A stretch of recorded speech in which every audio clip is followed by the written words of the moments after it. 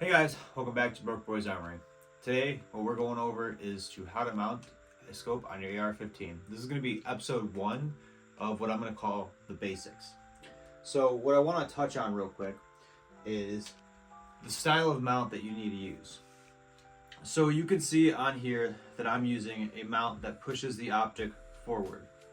Now, why am I doing that?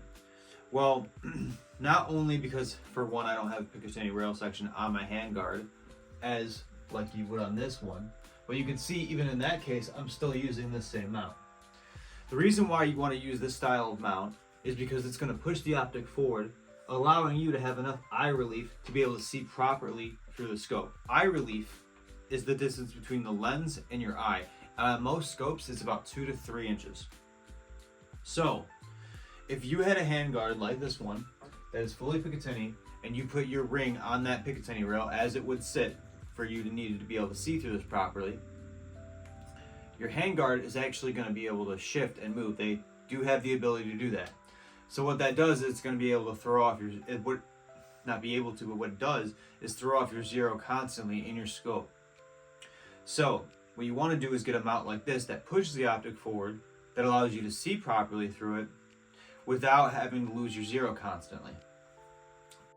So let's get started. So I keep all of my mounting hardware and tools in that little husky box that you saw. First things first, we're going to go ahead and take all the screws off this mount. The screws for the rings and the screws for the bottom portion where it clamps onto the Picatinny. We're going to go ahead and Loctite all of those screws. I'm using some blue Loctite. And what I do is I go ahead and I take it and I'll swirl around in the blue Loctite, and then I'll take my fingers and really get it into the threading. The tool that I'm using here to screw in the screws is a special tool that the tab is for 15 pounds of torque. So when you're tightening it between your thumb and your finger, you should only be able to put 15 pounds. I've tested it out. It works. It's between 15 and 18, which most of your optics should be torqued down to. When you're putting all your screws in, just put them in loose fit.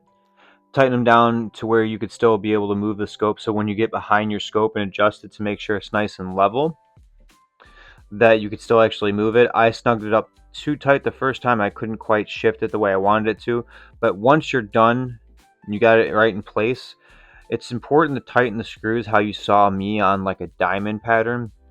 It helps secure it evenly. It's kind of like the same thought processes of screwing down your tire on a, when you replace your tire, you want to do it on an offset pattern. That way you're not tightening one side and the other. You making sure everything's getting even. Both sides of the rings are going to have even pressure. I go ahead and I witness mark everything. I just take a little bit of white painter's marker and then I go ahead and mark everything. That way I know if something comes loose, it'll be boom, I'll notice it right away because that white line will be off. You can go ahead and take the extra step and take a nice little thin Sharpie and draw a stark little line in that white paint. I do that with my optics for my pistols, and that turns out really well.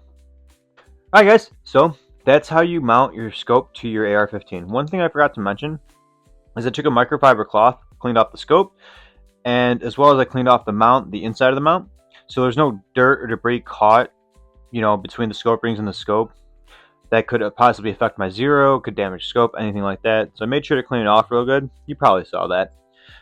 In episode 2, so I do plan on doing a second episode, we can get this out to the range. We'll get it zeroed for 100 yards, and we'll stretch this out, and I'll take it out to 300 yards. And it will be if I shoot this before I shoot any of my ARs, it will be one of the first times shooting past 200 yards, which is, pretty cool for me. So if you guys have any ideas on what else you would like to see in this basic series, it doesn't have to be AR-15 related. It could be Glock or handgun related. It could be shotgun related. It could be replacing your choke tubes in your shotgun. It could be anything. Just let me know what you guys think below, and I'll catch you in the next one. Later, guys.